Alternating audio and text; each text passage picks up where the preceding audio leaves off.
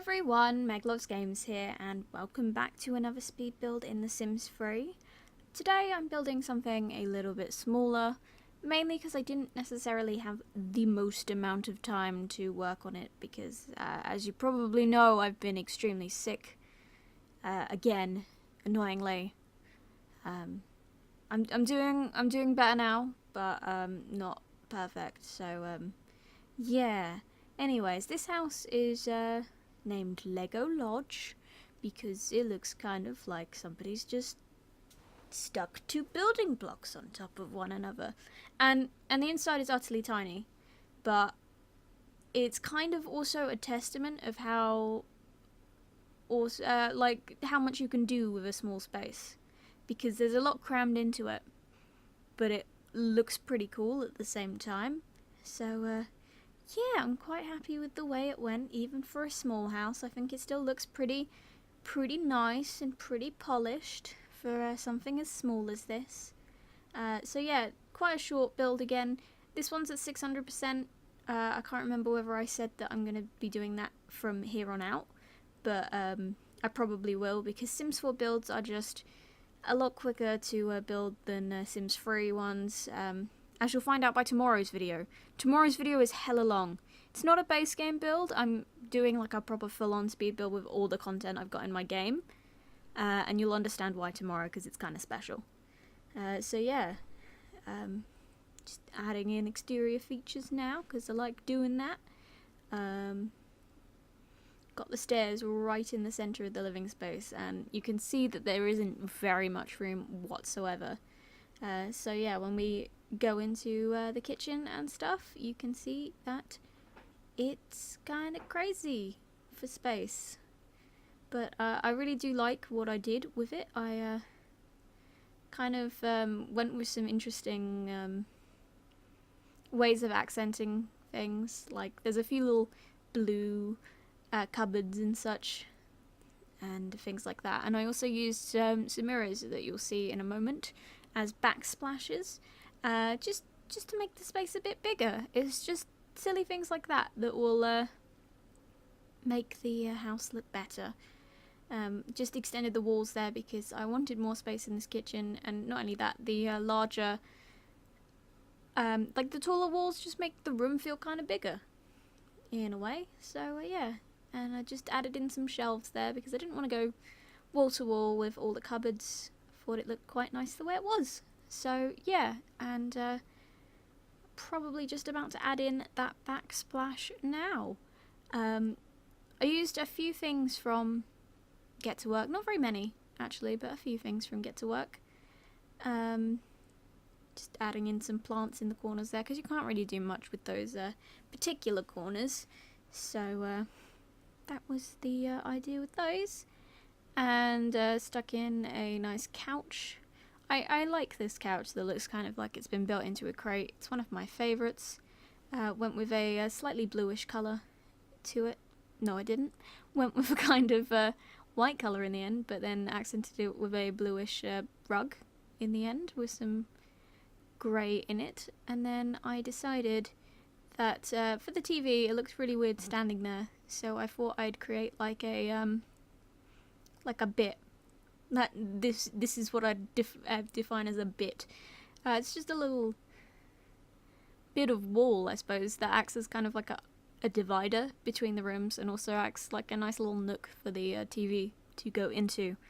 And you'll see I use a counter for that, and I actually use a slightly different counter to the one we've used in the kitchen, but I still feel like it works pretty nicely. So there's that. And yeah, here it is. And yeah, just shifting up the TV as you do. It ends up being a different one in the pictures, because for some reason when I went to take the pictures of it, it disappeared. So who knows? If it's not in your game when you download it, then yeah, just stick another one in using the Move Objects cheat, and shift 9 to lift it up onto the counter. So yeah, got a nice big painting in there. One of the nice Bidebug ones, which is a microscope print as far as I know, which is awesome. Stuck in a big table actually, and some of the really nice chairs from Get to Work, which is basically the only Get to Work stuff I used, to be perfectly honest. It was these the nice kind of glassy kind of ones that remind me a little bit of the ones that came in Diesel stuff. Yeah, those ones are pretty cool. And yeah, there's the mirrored backsplash that I added in. And now we kind of move on to a little studying nook area bit, I suppose. And then I use the wall panels from Get to Work that you saw in the hospital build.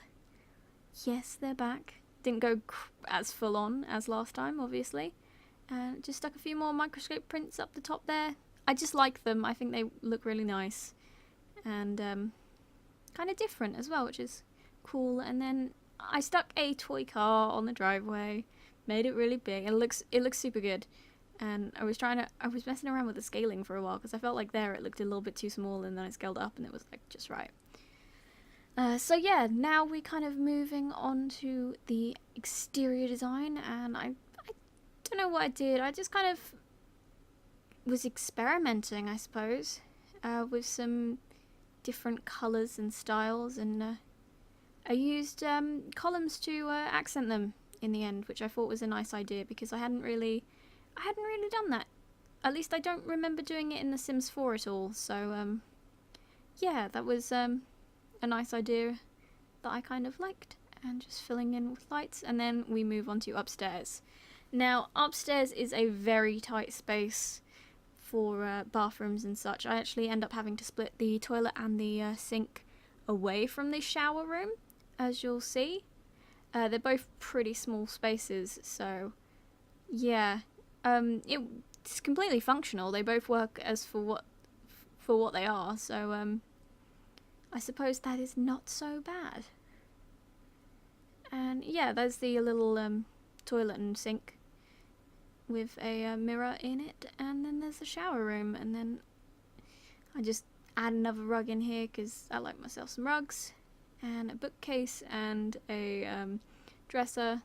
Got some more of that lovely brick in, and then I believe there's a few paintings that go up, and then that's basically it for the house. We stick in, yeah, some space prints this time because all these awesome wall hangings that come from the show hidden objects bit, they're all great. And then yeah, that's pretty much the house done. I think we do a little bit of landscaping. It's kind of minimalist because the house in itself is reasonably minimalist. I mean, it has to be due to the size. So yeah, and just doing the final tweaks, like changing the name of it to Lego Lodge, and then uploading it to the gallery, which should have definitely put it into daytime mode before I did that, but it's too late now. Anyway, here are the pictures. I really love this shot of the house, and you've probably seen it already because I've probably used it as a thumbnail. But yeah, this is available on the gallery. My username is meglovesgamesYT because somebody took meglovesgames, so I'm sad. Anyways, let me know what you thought of this build in the comments. Obviously this isn't the biggest house, and I promise I will make up for that in the next one and build something nice and different and interesting. So yeah, thank you guys ever so much for watching. Hope you enjoyed. Be sure to subscribe and like and comment and all that sort of stuff, and I will see you in the next video.